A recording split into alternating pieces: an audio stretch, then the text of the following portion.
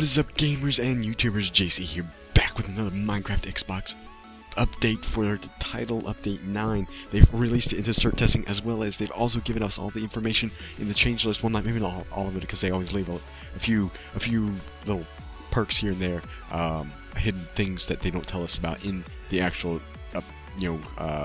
change list. But anyway, I'm about to read off the change list to you guys, because this is a very this is an exciting update for me, and this is actually going to be the first time that I really take a look at this change list, and if anything gets too complicated, I'll be fixing it for you. But anyway, of course, there's going to be the end. They said it's going to add the end with a new layout, which they have already confirmed it's not going to be the same as the Java version from the PC that we're used to, as well as a new Ender Dragon behavior, which we know is going to be the Ender Acid attack. Next, climbable finds. Next, they're adding fire charges, wooden button item frame, spawn eggs, sandstone stairs, spruce stairs, birch stairs, nether bricks, spruce planks, birch planks, nether brick slab, spruce slab, and birch slab. Next, we have buckets are stackable. Buckets and signs are now stackable. Sheep will now regrow the wool after you shear them by eating grass. There is a new gravel texture, as you could probably see in some of the previous videos that I've done. And also I have said, you can now smelt netherrack into nether brick in a furnace. Just an easier way for you to get nether brick. And blacksmith buildings and villagers now hold chests with loot and the same is as found in the strongholds. So now the villages and the strongholds will hold loots and chests and stuff like that, randomly spawned, randomly generated, just like a abandoned mineshaft. The crafting recipe for signs have changed. The same crafting recipe for signs will now give us 3 signs. Crafting recipe has changed for half slabs, which now give 6 half slabs, which I think previous are only giving us 3. If I'm not mistaken, I think that's what it is. They've added a smoother color transition between biomes, so now it's going to look a little smoother instead of just more cut off. Like the grass color textures will change lightly as it goes into the new biomes. Added beaches to terrain and generation. But anyway, fence gates can now be opened and closed with redstone. The nether fortress changed nether fortresses to make where nether rooms more likely. In other words, we're going to get more of them spawning in. It's going to be a higher chance of spawning. Now, netherwort will also spawn randomly wherever soulstone is generated in the nether. Netherwort is now growable in the overworld, so now we can just take it from the nether and grow it in the overworld as long as we place it on soul sand. A dispenser will now actually dispense the mobs from a spawn egg instead of just spitting out the spawn egg. Dispenser will dispense lava / water from a bucket of water or lava.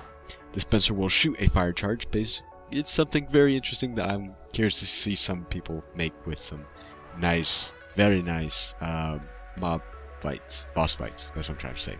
Trapdoors can now be placed on half slab and stairs.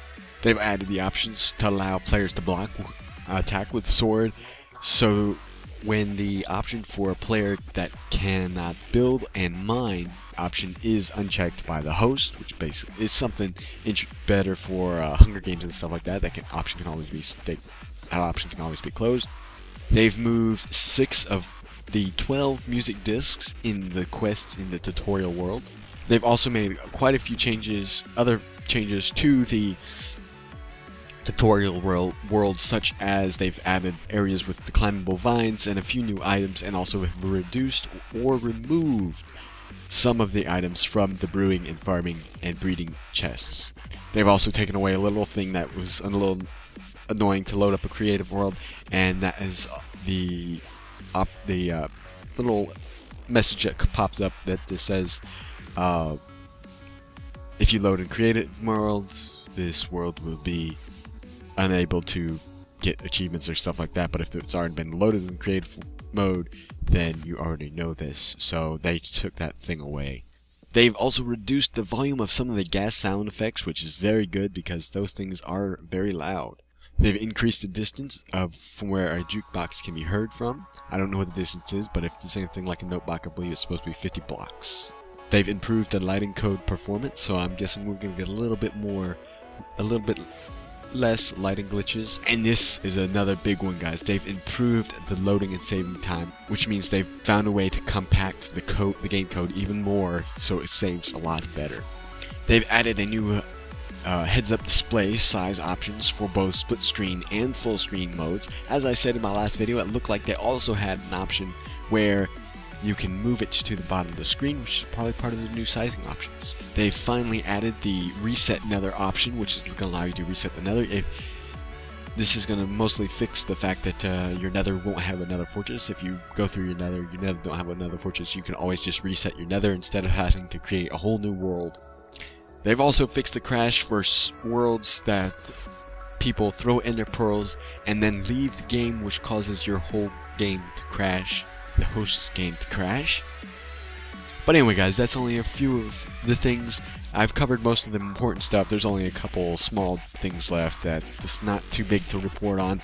But anyway, guys, the game is now officially in CERT testing, so we should be seeing it soon, as long as they don't run into any problems, which they shouldn't run into any problems. So it basically says they're just waiting to hear how it goes from Microsoft CERT testing. Anyway, guys, I hope you enjoyed. I hope you found this information helpful. If you have, be sure to hit that subscribe button. Also, hit that like button if you are part of the Reaper Pack. If you want to become part of the Reaper Pack, all you have to do is subscribe. So yeah, guys, go check out my channel, my other videos. This has been JC. Peace.